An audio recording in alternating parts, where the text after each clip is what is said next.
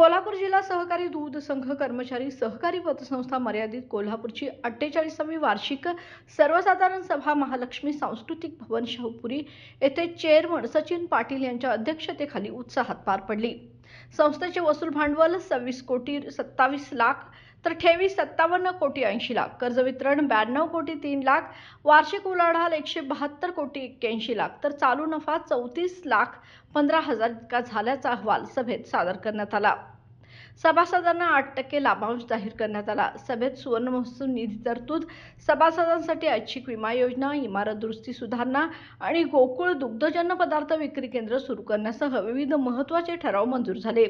संस्थेच्या प्रगतीत योगदान देणारे कर्मचारी व सभासदांचा यावेळी सत्कार करण्यात आला। कार्यक्रमाचे स्वागत व अहवाल वाचन सचिव संभाजी माळकर यांनी केले तर आभार माजी चेअरमन राजेंद्र चौगले यांनी मानले।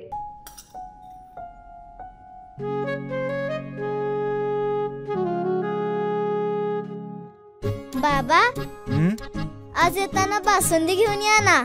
अगं, कालच आपण आईचा वाढदिवस होता म्हणून आणली होती ना। ऐकलं, गोकुळची बासुंदी पुन्हा खावीशी वाटतेय। खरं सांगू, मलाही खावीशी वाटतेय। पुन्हा पुन्हा खावीशी वाटणारी गोकुळ बासुंदी।